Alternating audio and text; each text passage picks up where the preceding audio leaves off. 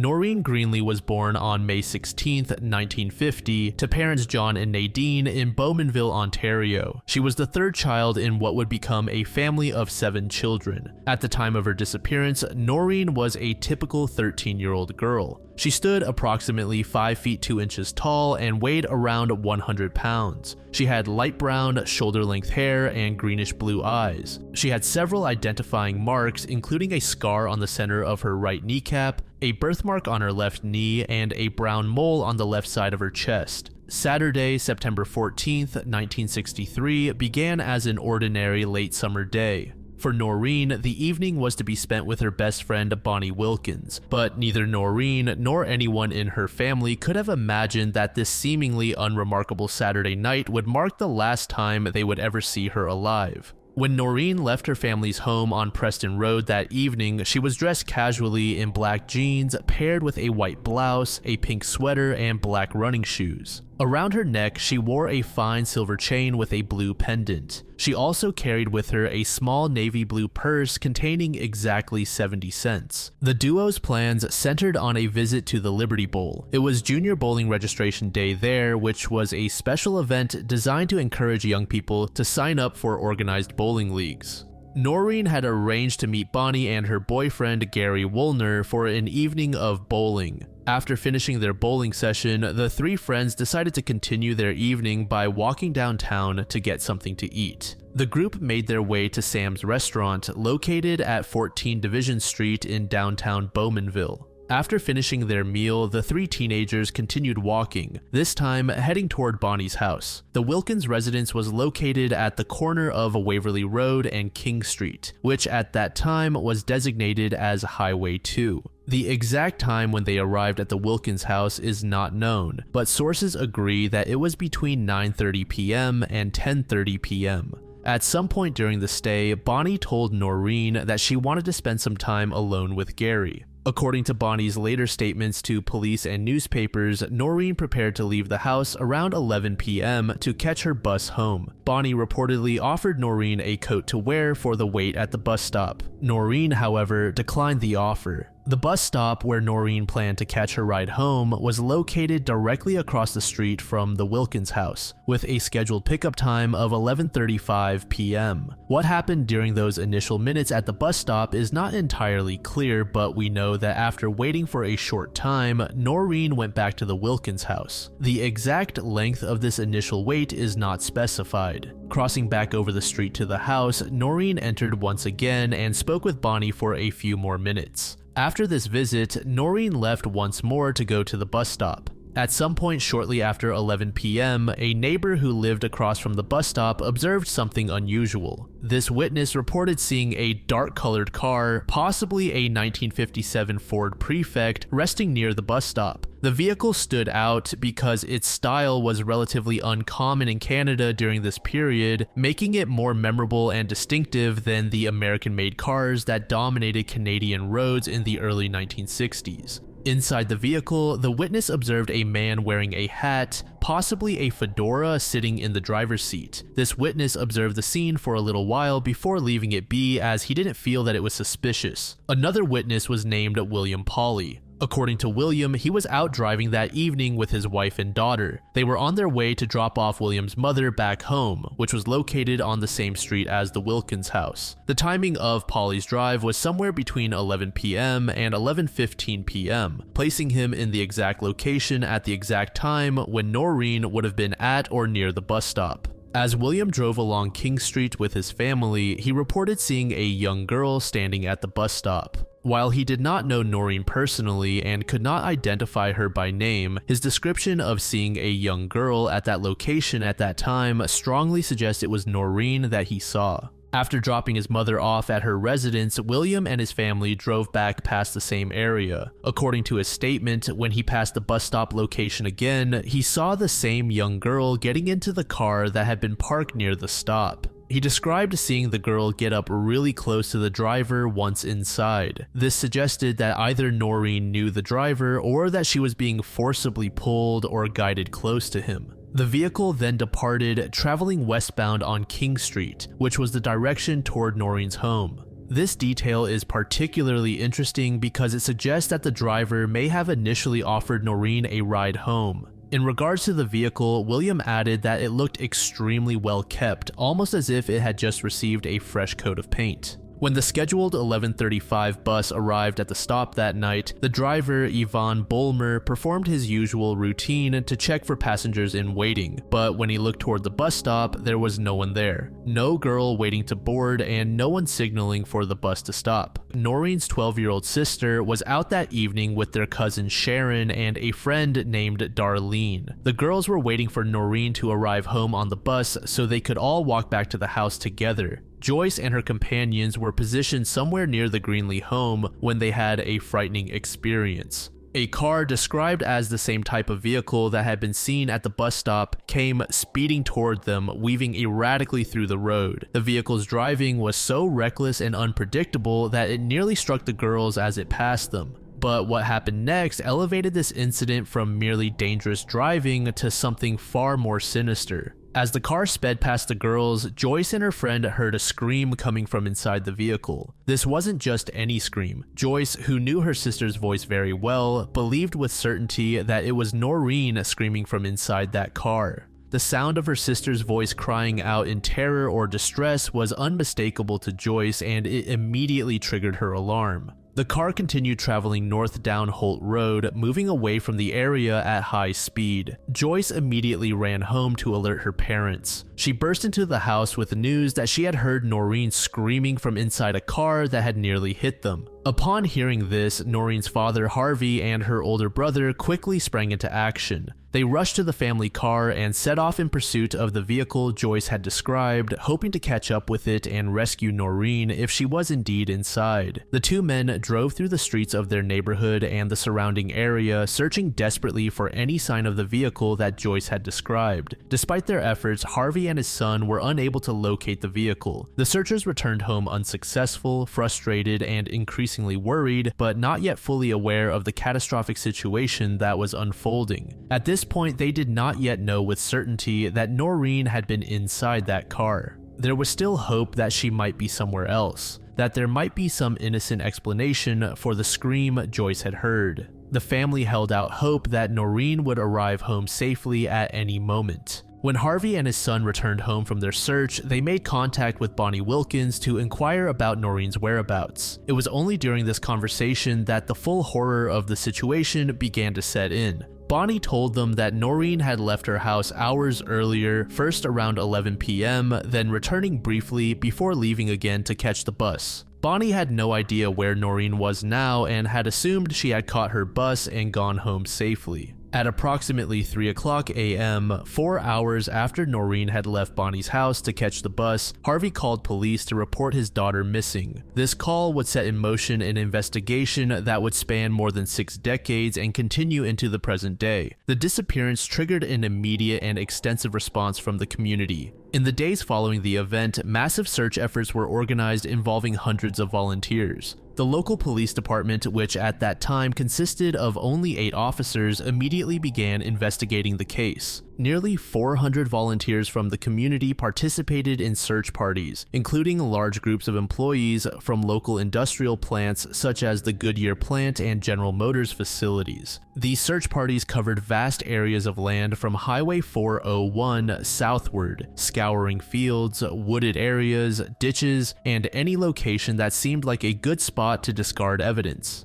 Despite these extensive efforts, the searches yielded absolutely no trace of the missing girl. No clothing, no personal belongings, no physical evidence whatsoever. It was as if she had simply vanished into thin air. 2 weeks after the disappearance, recognizing the limitations of their small police force and the complexity of the case was referred to the Ontario Provincial Police, which had greater resources and investigative capabilities. The OPP took over the case and continued pursuing various leads and theories, but like those before them, they were unable to develop any conclusive evidence about Noreen's fate. The investigation remained with them until 1995, when the newly formed Durham Regional Police Service assumed jurisdiction over the case as part of reorganization. The new homicide unit formally re-examined the case in 2003 and again in 2005, hoping that renewed attention and modern investigative techniques might generate fresh leads. Local media highlighted the mystery of Noreen's disappearance during these review periods, but unfortunately, no significant information came up. In 2015, more than 50 years after Noreen's disappearance, the family worked with forensic artist Diana Trepkov to create an age progression image showing what Noreen might look like at 65 years old. The release of this sketch was accompanied by renewed media attention to the case. The family hoped that someone, somewhere, might recognize the woman in the sketch and come forward with information. Then, in 2016, the case took an interesting turn when an anonymous man came forward with controversial information. This individual claimed that his deceased father had made a deathbed confession to being involved in Noreen's disappearance and death. According to the tipster, his father admitted to abducting and killing a young girl, placing her body in the trunk of a car, and then burying the entire vehicle. The alleged perpetrator was described as a construction worker who also worked part-time as a school bus driver in the area where the Greenleys lived. This detail was particularly significant because investigators theorized that Noreen, while generally cautious, would have been more likely to accept a ride from someone she recognized, such as a local bus driver. According to the tipster's account, his father had told him that he had buried the car using a bulldozer at a construction site where he was working in September 1963. Specifically, the location was identified as being near Highway 57 around Concession 8, where major road construction was taking place during that exact time period. The tipster stated that his father was employed by Miller Paving as a bulldozer operator at this construction site. Some investigators thought that this story was far-fetched, while others believed that certain details just couldn't be ignored. The timeline matched, the location made sense, and it explained why neither Noreen's body nor the vehicle had ever been found despite extensive searches. Not long after, a second tip was received regarding Ontario hydro linemen who, years earlier during the installation of hydro poles and power lines in that same area, had reportedly come across a buried car but never removed it or reported it to authorities. This independent account seemed to support the possibility that a vehicle had indeed been buried in the vicinity. The Greenley family, understandably, were re-energized by this potential breakthrough. They contacted the Cold Case Society at Western University for assistance. While Durham Regional Police initially expressed skepticism about the tipster's credibility and were not immediately willing to pursue the lead, the family was determined to investigate every possibility. In December 2016, forensic anthropologist Renee Willman conducted a geophysical survey of the property of interest using a magnetometer. A magnetometer is a device that detects changes in magnetic fields, which can indicate disturbed soil or the presence of metallic objects buried underground. The technology is particularly useful for locating buried vehicles, as cars contain substantial amounts of ferrous metal that would create a distinctive magnetic signature. The magnetometer survey covered the property near Highway 57 and Concession 8, focusing on areas where major excavation and construction had occurred in 1963. While most of the surveyed property showed fairly neutral readings, the scan did identify a significant anomaly, a change in the magnetic field that was consistent with a large metallic object buried underground, large enough to potentially be a car. The magnetometer could confirm that something metallic was buried in that location, but it could not provide specific data about the size, depth, or identity of the buried object. Willman's recommendation to police was to follow up the survey with ground-penetrating radar, which would provide more detailed information about the buried object and help determine whether a full excavation was warranted. After months of advocacy by the Greenley family and media attention to the case, police reluctantly agreed to excavate the site in October 2018. On October 18th, 55 years after the disappearance, heavy equipment arrived at the property to begin digging. Sergeant Mitch Martin, who oversaw the excavation, stated prior to beginning, "We don't know where Noreen is, and we're going to do everything we can to find her. And if there's a slight chance that Noreen was here, buried inside a car, we're going to look." The excavation involved digging 2 large trenches, one approximately 150 feet long and another about 100 feet. Each trench was excavated to a depth of 7 feet. Additionally, metal detectors capable of penetrating another 3 feet below the bottom of the trenches were used to scan for any metallic objects. After a full day of excavation work, the results were disappointing. Absolutely no evidence was located. Following the excavation, Willman publicly expressed serious concerns about how the dig had been conducted. In an email to the detective in charge of the case, she outlined multiple issues with the excavation methodology that, in her professional opinion, made the search incomplete and potentially flawed. She noted that she would have expected a grid system to be established and for the site to be systematically evaluated using proper archaeological techniques. Instead, the excavation appeared to be conducted in a less methodical manner. Second, her original recommendation had been to use GPR before proceeding to excavation. This would have provided crucial data about the depth and size of the buried object, potentially avoiding an extensive and disruptive excavation if the anomaly proved to be something unrelated to the case. Police opted to proceed directly to excavation without this intermediate step. Third, Willman explained that if heavy excavation equipment like backhoes must be used, a flat-edge bucket attachment should be employed to mimic the careful scraping work of a trowel. This allows investigators to carefully remove soil in layers, examining the changing appearance of the soil surface at each level. This technique is crucial for identifying disturbances or buried materials that might otherwise be missed or destroyed by aggressive digging. Fourth, based on footage she had seen of the excavation, Willman expressed concern that the area actually dug didn't precisely align with where the magnetometer had detected the anomaly. She noted that younger trees in the area indicated locations where large holes may have been dug in the past, but the excavation didn't fully explore these areas. Perhaps most significantly, Willman pointed out that even though no vehicle was found, the magnetometer had definitely detected something metallic in that location. The best way to rule out a false result would be to identify what actually caused the magnetic anomaly. Without understanding what created the positive reading, the family and investigators couldn't have definitive closure about whether the burial site theory had been properly investigated. At some point after the excavation, some clarification emerged regarding the nature of the original deathbed confession. Sergeant Mitch Martin revealed that investigators had spoken with the tipster and learned that his father did not actually confess to murdering Noreen on his deathbed. According to Martin, the tipster, quote, does believe his father buried a car, but he does not believe that his father murdered Noreen.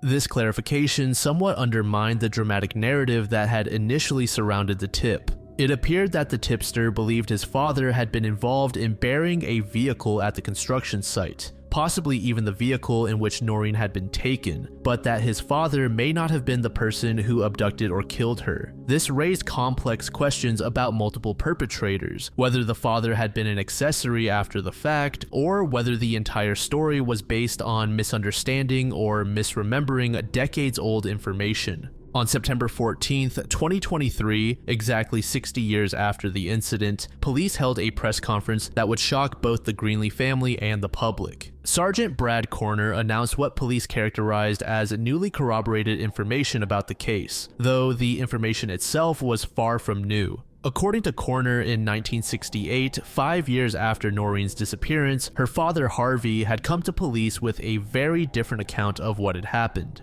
Harvey told investigators that Noreen had not been abducted or disappeared against her will. Instead, he claimed that Noreen had left home voluntarily because she was pregnant. This shocking claim had apparently been documented in police records but never publicly disclosed or thoroughly investigated. Harvey died shortly after providing this information to police, which limited investigators' ability to follow up on his statement or gather additional details. According to the timeline presented by police based on Harvey's statement and recently recovered police notebook entries, Noreen's journey after leaving her hometown allegedly proceeded in distinct stages. It was believed that Noreen first traveled to Oshawa, a city approximately 22 miles west, where she stayed for 2 weeks. She then allegedly moved to nearby Whitby, where she stayed for approximately 3 weeks with a couple identified as Mary and Gary Benson. Noreen and another girl then allegedly crossed Lake Ontario aboard a 40-foot cabin cruiser called the Mary Bell, owned or captained by a man named Franco. The boat reportedly traveled from the Ontario shore to Rochester, New York. Police stated that Noreen was believed to have settled into a motel or cabins in Syracuse, New York. It was there that she allegedly gave birth to a baby boy. After giving birth, there was no further information about what happened to Noreen or the child. The implication was that she may have given the baby up for adoption and either remained in the United States or moved elsewhere, never returning to her hometown and never contacting her family again. Police stated that they had recently been able to corroborate aspects of Harvey's account through recovered memo book entries from a police constable dated October 1963, just 1 month after the disappearance. These entries included documentation of a call for service in Oshawa reporting 2 girls staying at a residence, one of whom was pregnant and afraid to go home. According to police, these girls were never located or identified, but the notation seemed to support the possibility that Noreen had indeed gone to Oshawa in the weeks following her disappearance. The police investigation also identified several phone numbers that were allegedly of interest to the case, though investigators acknowledged that they weren't entirely certain of the connection. These numbers included Toronto numbers, a Peterborough number, and an Oshawa number. Police also mentioned the names Mary and Gary Benson, the couple with whom Noreen allegedly stayed in Whitby, as well as Franco, the man who supposedly owned or operated the cabin cruiser Mary Bell. Investigators appealed to the public, hoping that someone might recognize these names or remember these individuals from 60 years earlier. Sergeant Corner said the following at a press conference: "We understand if this information proves to be true, Noreen Greenley may have left Bowmanville 60 years ago with no intention of returning." However, he also noted that despite pursuing this new avenue, investigators were not ruling out that Noreen had been abducted and that foul play may have been involved. The Greenley family's reaction to this public revelation was one of shock, hurt, and anger. In a June 2024 interview with the Toronto Sun, Noreen's niece Kelly expressed the family's profound disappointment with how police had handled the information. She emphasized that there was little credible evidence to back up the pregnancy theory and that police had provided no documentation or proof to substantiate the claims. Kelly revealed that police had instructed family members not to speak to the media present at the September 2023 press conference, leaving them unable to immediately counter or contextualize the information being presented. The family felt blindsided by the public nature of the revelation and the way it was presented as if it were an established fact rather than an unverified theory. The family reported encountering hurtful commentary on social media from people who, based on the police statement, now labeled Noreen as a runaway who had left on her own accord. This characterization was deeply offensive to family members who had lived with the trauma of her disappearance for 6 decades and who firmly believed she had been abducted.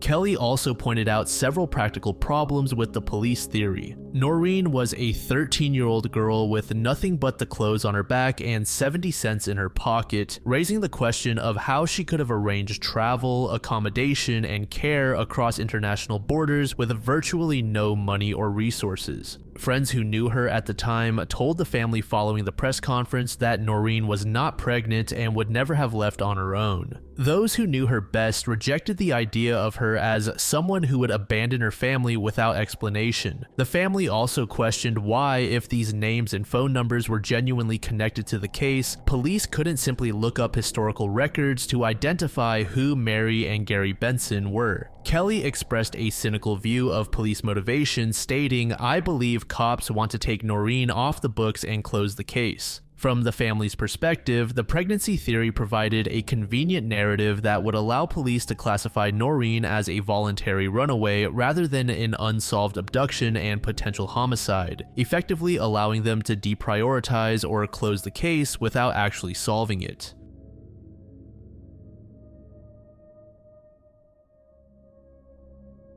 By 1885, Austin, Texas had grown dramatically to approximately 23,000 residents and was experiencing swift modernization. Construction was underway on a magnificent new state capitol building of pink granite, and cattle baron Jesse Driscoll had announced plans for the lavish 4-story Driscoll Hotel costing $400,000 at the time. On July 4th, 1885, an estimated 6,000 Austinites gathered to celebrate the laying of the cornerstone. Mayor John Robertson proclaimed in his speech that, quote, "No city in the state has a promise of a more healthful prosperity." Austin was being called the Athens of the West, and the future seemed limitless. Yet beneath this image of allure, a string of murders would arise that would become one of the first serial killer cases in American history. Between 3 o'clock and 4 a.m. on December 30th, 1884, at 901 West Pecan Street, Molly Smith, a 25-year-old African-American cook employed by insurance agent W.K. Hall from Galveston, became the first victim. She had been working for the Hall family for just over a month. Molly lived in a small apartment at the rear of her employer's house with her boyfriend Walter Spencer, aged 30. That night, an intruder entered their quarters while they slept. Spencer was struck multiple times in the head with an axe, suffering 5 wounds, leaving him unconscious and bleeding profusely. When he regained consciousness hours later, he staggered to the main house and knocked on the door, telling Mr. Chalmers, Mrs. Hall's brother, that he was badly hurt and that Molly's gone. Fast forward to around 9 a.m., Molly's body was discovered behind a small outhouse on the premises, approximately 50 steps from where she had been sleeping. She had been dragged from her bed, leaving a bloody trail through the snow. Her skull had been shattered by an axe blow, creating, quote, "a horrible hole in the side of her head." Additionally, she had been stabbed repeatedly in the chest, abdomen, legs, and arms, creating such an enormous pool of blood that she appeared to be almost floating in it. Additionally, there was evidence that she had been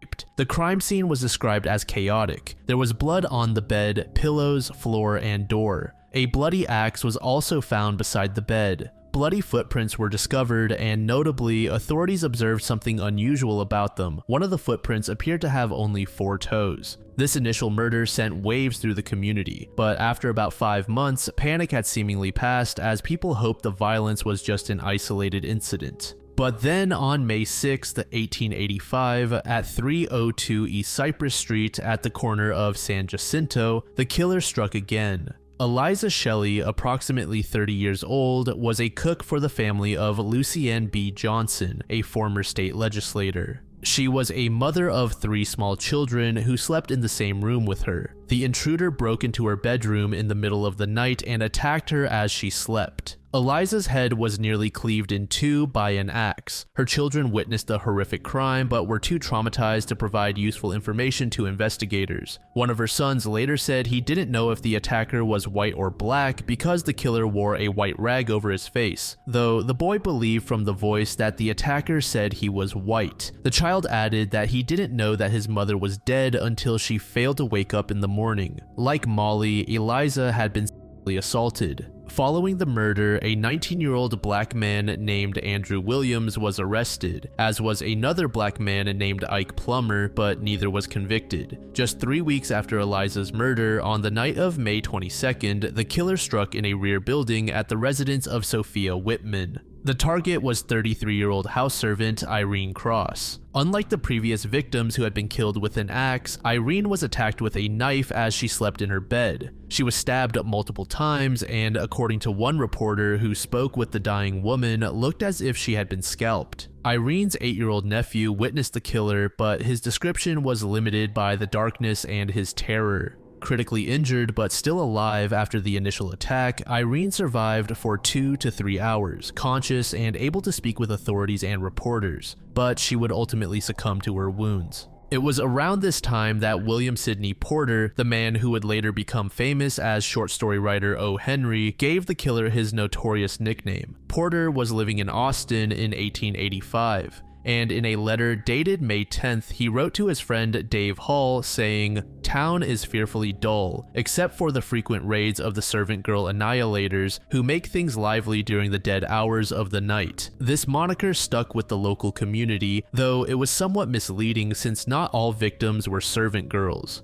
After a brief pause in the murders, the killer returned on August 30th, 1885, at the residence of Valentine O. Weed, exactly 1 block north of where Eliza Shelley had been killed. This attack targeted Rebecca Ramey, age 50, and her 11-year-old daughter Mary. The killer struck Rebecca unconscious with a sandbag, knocking her out but leaving her alive. He then dragged Mary to a backyard wash house. There, the child was assaulted and stabbed through the ear with an iron rod. Like Irene Cross before her, Mary was still alive when reporters and authorities arrived at the scene, but she died approximately 1 hour later. This murder was particularly horrifying as the killer had now attacked a child. About a month later, on the night of September 27th, at the residence of William B. Dunham, another attack occurred. This incident took place just 100 yards from the University of Texas grounds in the servant quarters in the backyard. Orange Washington, age 25, and his wife Gracie Vance, with 2 teenage girls named Lucinda Body and Patsy Gibson, who boarded with them.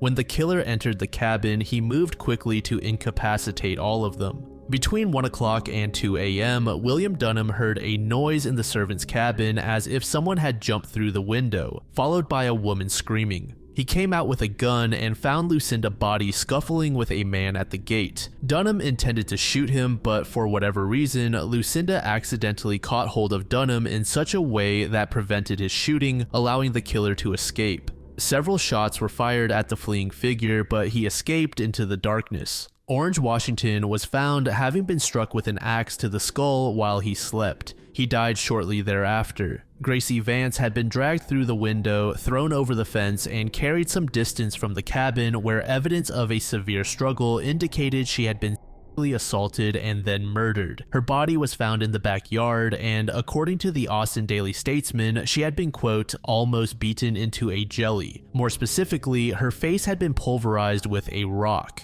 Both of the other young women were knocked unconscious with what Lucinda described as a sandbag, though they survived. Significantly, Lucinda believed from the voice of the attacker, who had ordered her to keep quiet, that the killer was a man named Doc Woods. Woods was subsequently arrested, and Lucinda identified him as the criminal. His brother Doug Woods was also arrested on suspicion of being an accessory, as was another black man named Beverly Overton, who owned a horse that had been found saddled and tied to a tree near the scene. However, none of these arrests resulted in convictions. Up to this point, all of the murdered victims had been African American. When the murders began, the consensus within Austin was that, quote, no white man would have any reason to mutilate a black servant woman. As a result, Police Chief Grooms Lee focused his investigative efforts almost exclusively on black men. Because bloody footprints were often found around the bodies of victims, some black men were arrested on suspicion of murder simply because they were found not wearing shoes. According to the New York Times, 400 men were arrested during the course of the year, though none were successfully prosecuted. As Austin prepared to celebrate Christmas, the killer struck twice in one night. For the first time, the victims were white women from prominent families. This caused an immediate and overwhelming response. At approximately 11:30 p.m. on Christmas Eve, Susan Hancock, age 43, was attacked in her home. She was married to Moses H. Hancock and had 2 daughters, Lena and Ida. That evening, Moses testified that Susan had gone to a local shoe store with her neighbor, Mrs. Persinger, earlier in the day. A little after 8 p.m., his 2 daughters and Mr. Hoggy, a man boarding with the family, left to attend a Christmas party. Susan and Moses spent the evening in the living room reading before heading to their separate bedrooms around 11 p.m.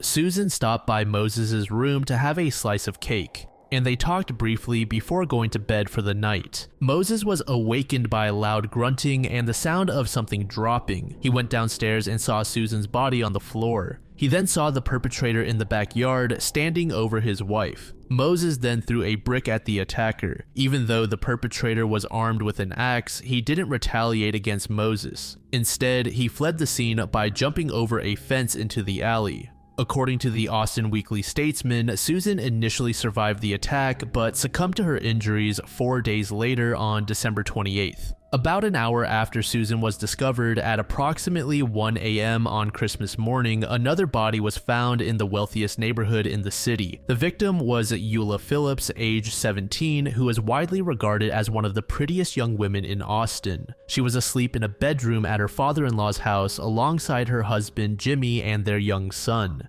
Jimmy's mother testified that at about 11 p.m., she had visited their room with apples, candy, and a toy. She found Phillips in the bed next to the wall, Jimmy on the front edge of the bed, and their child between them. All three were laughing together. This would be the last time anyone saw Phillips alive. Her nude body was discovered in an unlit alley behind her father-in-law's home, found by following a trail of blood from the bedroom. Her skull had been bashed in by an axe, and heavy pieces of timber had been placed across her arms as if to keep her pinned down during the attack. Like with previous victims, she was also raped. When word spread of the Christmas Eve massacre of 2 white women, Austin exploded into chaos. Men raced from their homes in a frenzy and gathered on Congress Avenue. The lines grew long at Austin's gun shops. When supplies of new weapons ran out, people hauled out rusty guns last used by their fathers and grandfathers during the Texas Revolution.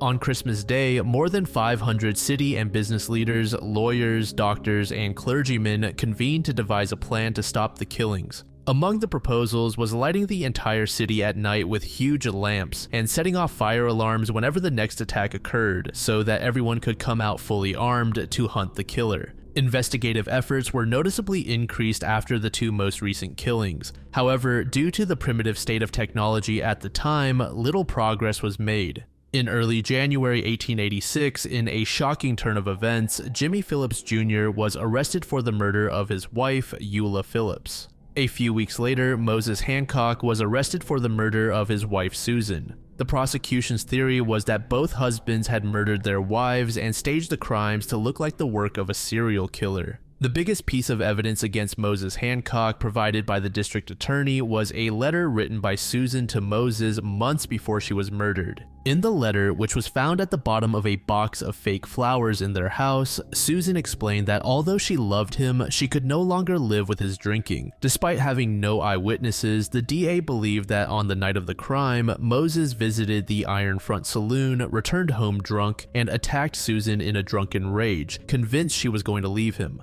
Ultimately, after 2 days of deliberation, a hung jury was declared and the case was discharged without a verdict. Moses was released and never tried again. He left Austin afterward. As for Jimmy Phillips, the evidence against him was far more substantial and intriguing. Jimmy was known as a charming but volatile drunk with a history of violence toward his wife. Various witnesses testified that he had repeatedly said he would kill her if he ever found her to be unfaithful, and that he was prone to violent outbursts. During his trial, vital information emerged. It was revealed that Eula Phillips had been visiting a location dubbed May Tobin's House of Assignation. This place was a discreet establishment where men and women could secretly meet. It was also frequented by high-priced Austin workers. May Tobin testified that on the same night in which Phillips was murdered, she had visited the house to get a room to meet a certain man. However, the house was completely booked and Phillips was thus forced to leave. The identity of this individual was never found.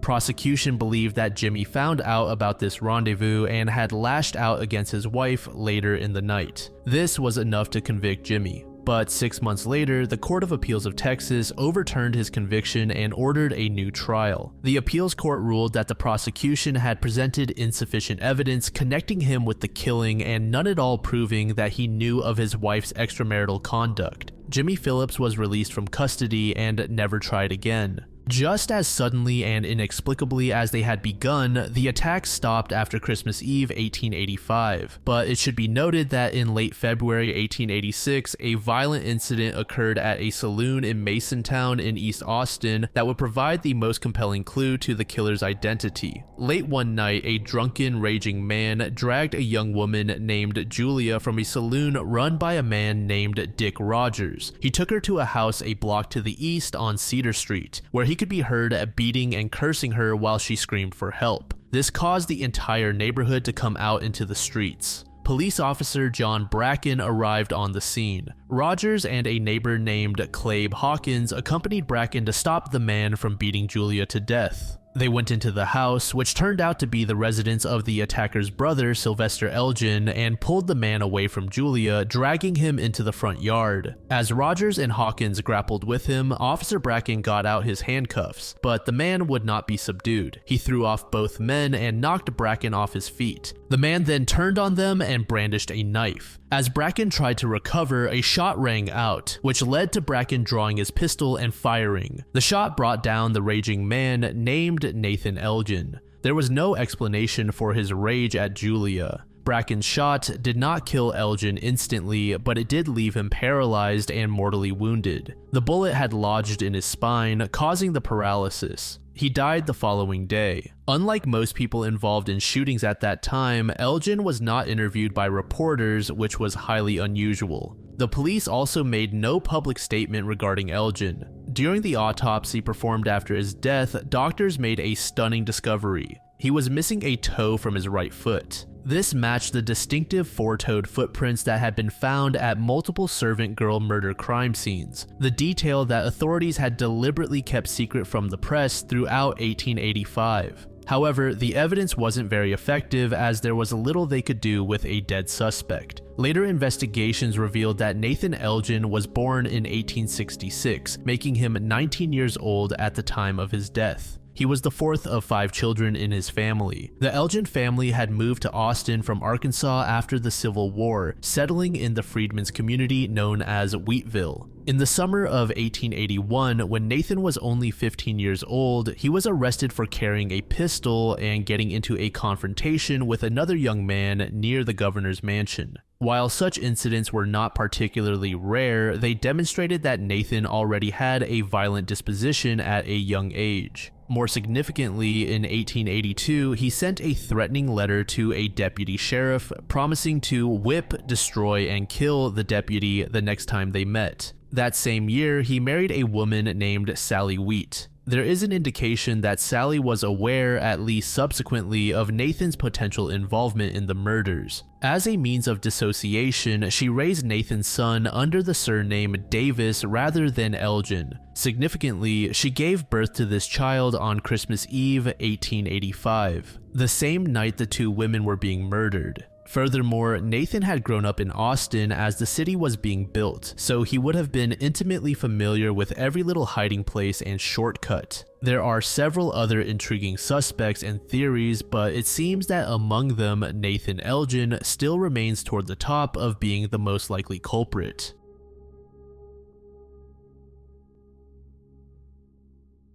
Relisha Rudd was born on October 29, 2005, into an environment of instability and trauma. She lived with her mother, Shamika Young, and 3 younger brothers at the General Family Shelter in Washington, D.C. at the time of her disappearance. Her stepfather, Antonio Wheeler, also lived at the shelter but was frequently out of state due to working construction jobs. Beginning in 2007, when Relisha was just 2 years old, her family faced their first eviction. Despite having a housing subsidy, they were evicted by 5 different landlords over the years for lease violations. In 2012, following another eviction for breach of tenant contract, Young moved Relisha and her brothers to a motel off Bladensburg Road for 3 months before they eventually entered the DC General Shelter system. By the time Relisha disappeared, the family had been living at DC General for approximately 18 months. Both of Relisha's parents had partly grown up in the foster care system themselves. Young had been in foster care from age 9 after her own mother struggled with substance abuse and her father was absent from her life. Young had been diagnosed with a mild intellectual disability and spent time in a psychiatric residential treatment facility as an adolescent. Relisha's biological father, Irving, had been convicted of involuntary manslaughter in 1992 for the death of his own 17-month-old daughter and served time in prison until 2002.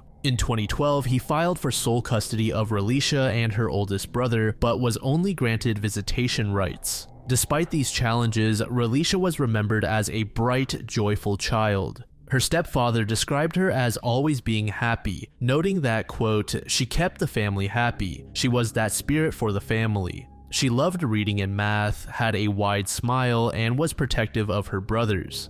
Teachers at Daniel A. Payne Elementary School, where she was a second grader, described her as quiet and well-behaved when she attended. As for the shelter where Relisha lived, it was a former hospital that had been converted into emergency housing for homeless families. It was the largest shelter in the district, housing approximately 460 children and hundreds of families. However, the facility was never properly designed to serve as family housing, and by 2014, it had become notorious for deplorable conditions. A Washington Post investigation conducted after the disappearance revealed shocking conditions, with residents reporting brown, dirty water that caused rashes after showering. Nearly 30 people required medical attention or hospitalization due to parasites, rashes, and insect bites. Residents went days, sometimes weeks, without heat or hot water. The shelter was described as chaotic, crime-ridden, and infested with vermin. Perhaps most alarmingly, the investigation uncovered 14 complaints of staff misconduct since 2012. These included shelter employees offering residents money for sex, photographing residents in the shower, and assaulting them. The facility had a strict no fraternization policy between employees and residents, but this policy was rarely enforced. It was within this dangerous environment that Khalil Malik Tatum, a 51-year-old janitor with a disturbing criminal history, was able to prey on vulnerable children. His employment there represented a catastrophic failure of background screening, as Tatum had an extensive felony record that should have disqualified him from working with vulnerable populations. He had felony convictions for burglary, larceny, and breaking and entering. He had been imprisoned from 1993 to 2003 and again from 2004 to 2011, serving a total of approximately 17 years behind bars. Despite this violent criminal history, he was hired to work at a shelter housing hundreds of children. Multiple sources reported that Tatum was known for forming relationships with residents as well as paying close attention to young girls. He even offered some of them gifts or money. Some parents recognized the inappropriate nature of his attention and totally cut off contact, but Relisha's mother did not. Tatum systematically groomed Relisha and her family over time. He befriended Young, purchased a tablet for Relisha, and took her to see Disney on Ice. Relisha came to call him her goddaddy. Eventually, Young gave Tatum permission to take Relisha away overnight, allegedly to stay with him and his granddaughter. Young later stated that she only did this in order to allow her daughter to escape the harsh conditions at the shelter.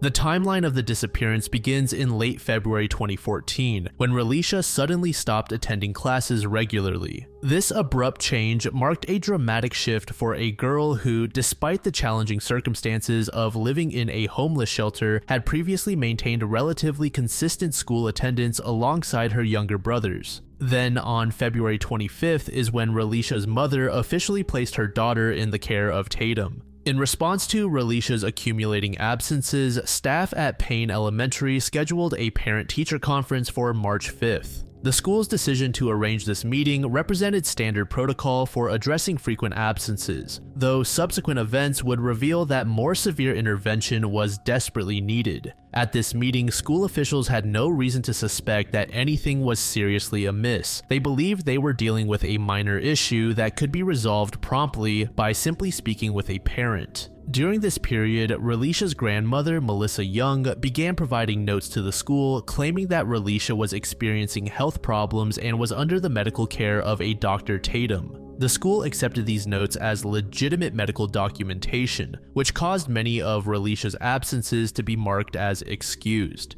The first concrete evidence of Relisha's whereabouts after being placed in Tatum's care came on February 26th. On this date, surveillance cameras at the Holiday Inn Express, located at 1917 Bladensburg Road in Northeast Washington, D.C., captured footage of Relisha and Tatum walking down a hallway together. The video, which would later be released by the FBI to the public on March 24th, showed the girl wearing pink boots and a distinctive purple Helly Hansen winter jacket with white stripes on the sleeves. The footage captured Relisha appearing calm and showing no visible signs of distress, which aligned with the fact that Tatum had systematically groomed both her and her family over an extended period. establishing himself as a trusted figure. Then on March 1st, more surveillance footage was captured of Relisha and Tatum entering a hotel room at a Days Inn hotel. This particular hotel was located in an area known for criminal activities, including substance use and making it a particularly concerning location for a child to be taken. Relisha's grandmother later stated that March 1st was also the date she last physically saw Relisha. The day after, Tatum made a series of purchases that would become central to investigators' belief that he had actually murdered the child. Surveillance cameras captured him at a Home Depot or similar hardware store buying a shovel, lime, and 42-gallon contractor-grade trash bags, the type of heavy-duty bags used in construction that are significantly more durable than standard household ones. These items represented what law enforcement officials would later describe as a murder kit. The timing of these purchases, occurring immediately after Relisha's last confirmed sighting, strongly suggested premeditation and deliberate planning. Police further learned that shortly after making these purchases on March 2nd, Tatum was observed in the vicinity of Kenilworth Park and Aquatic Gardens in northeast DC. This 700-acre park, with its numerous waterways, dense vegetation, and remote areas, would later become the focus of extensive search efforts. On March 5th, 2014, Shamika Young attended the previously scheduled parent-teacher conference at Payne Elementary School to discuss Relisha's mounting absences. School staff used this meeting to inform Young about support services available to ensure regular attendance at school. By this date, Relisha had accumulated multiple absences, though the exact number was obscured by the fraudulent doctor notes that had excused many of them. The fact that Young attended this conference while her daughter was in Tatum's care and had been for over a week at this point raised questions about her awareness of Relisha's situation and her level of concern about her daughter's whereabouts. Young apparently did not mention to school officials during this conference that Relisha was away with Tatum, nor did she express any worry about her daughter's prolonged absence from both school and the shelter. By March 10th, school officials got in contact with Tatum and stated that he needed to provide official medical documentation regarding Relisha's continued absences. This is when Tatum claimed that he was treating her for neurological issues and would discharge her by the end of the following week. Then on March 19th, the school referred a child services worker to get a better handle on the situation. The social worker was able to get Tatum's contact info and called him to arrange a meeting later that day. However, Tatum never showed up to the meeting and had rushed out of the shelter before the end of his shift. When the social worker arrived at the shelter and learned that Tatum was not actually a doctor but a janitor, she immediately called the child abuse hotline and the Metropolitan Police Department. By this point, Relisha had not attended school for approximately 30 days, and it had been 18 days since she was last seen alive. When authorities questioned Young about her daughter's whereabouts, she provided inconsistent statements. Initially, she claimed that Relisha and Dr. Tatum were at a medical conference in Atlanta, Georgia, stating they had left on March 8th and she didn't know when they would return. She claimed to have spoken with her daughter as recently as March 17th. Young did not want to file a police report, insisting Relisha was safe. One of Young's relatives even went to Tatum's apartment on Hayes Street to check if Relisha was there, but no one was home. The investigation took a dark turn on March 20th, the same day Relisha was officially reported missing, when the body of Tatum's wife, 51-year-old Andrea Tatum, was found shot in the head in a motel room in Oxon Hill, Maryland. Surveillance footage showed Andrea and Khalil Tatum entering the hotel room the night before. The couple had been in the process of divorcing. DC police obtained an arrest warrant for Tatum in his wife's murder and issued an Amber Alert for Relisha, naming Tatum as a person of interest. The search intensified, with police focusing their efforts on Kenilworth Park and Aquatic Gardens in northeast DC after learning of Tatum's suspicious purchases and his presence in that area. Then on March 31st, searchers discovered the body of Khalil Tatum in a shed in Kenilworth Park, dead from an apparent self-inflicted gunshot wound using the same weapon that had killed his wife. Despite extensive searches of the surrounding area involving hundreds of police officers and firefighters, along with underwater teams, aerial searches, and cadaver dogs, no trace of Relisha was found. The FBI offered a reward of up to $25,000 for information leading to Relisha's safe return. Investigators received thousands of tips regarding the case over the years and were committed to investigating every lead. In April 2016, 2 years after the disappearance, police conducted another search at the National Arboretum based on new information, deploying 60 searchers, including FBI agents and members of the National Center for Missing and Exploited Children. Divers checked ponds on the property and K-9 units participated, but the search concluded without finding any evidence. Relisha's grandmother expressed frustration, noting that the area had already been searched and questioning why police returned there instead of looking in new locations. The most widely accepted theory among law enforcement is that Tatum murdered Relisha before taking his own life. This theory is strongly supported by his purchases that were made in the hardware store. His presence at Kenilworth Park shortly after this purchase further supports this theory. A senior law enforcement official interviewed by the Washington Post suspected that Tatum had been exploiting Relisha and possibly trafficking her to others and may have killed his wife after she discovered his activities. Tied to the trafficking angle, some believe that Young had actually sold her daughter to Tatum. Young had never reported Relisha missing, and it was reported that Young was seen posting pictures on social media showing off various goods such as new Jordans, cell phones, and stacks of cash after her daughter disappeared. After acquiring the girl, Tatum may have sold her off to a much larger organization. Some family members, including stepfather Antonio Wheeler, maintain hope that Relisha may still be alive since her body has never been found. Wheeler stated, "I got my hopes. I honestly do. I spoke with my son and he says he believes she's still alive. They're just not looking hard enough. I got hope, but I'm preparing for the worst." Monique Smith, who lived as a Jane Doe for 50 years before being identified, offered encouragement saying, "Being missing for 50 years, that was the assumption, but all missing children aren't dead. We're alive, we're walking, we don't know that we were abducted, and this is the same hope I have for Relisha." However, most law enforcement officials and investigators involved in the case believe that she is deceased, given the evidence and circumstances. As for Shamika Young, she faced intense scrutiny following the incident for obvious reasons. Young was investigated by a grand jury for possible obstruction of justice charges because of her inconsistent statements about her daughter's location. However, in the end, no indictments were issued. She has defended herself against critics who suggested she didn't keep a close eye on her daughter, stating in an April 2014 radio interview, "Can't nobody put their feet in my shoes. Don't nobody know what's going through my mind and what's running through my head." Young and Wheeler maintained that Relisha was actually in the care of Melissa Young, Shamika's mother, during the time in question, contradicting other accounts. The family's various statements often conflicted, adding to the confusion about Relisha's final days. Young's 3 sons were removed from her custody after the disappearance and placed in foster care. Wheeler stated in 2016 that the family had been kept in the dark about the investigation, and Relisha's grandmother said the following in an interview, "I haven't talked to a detective or the authorities in 2 years. I haven't talked to them since it first started."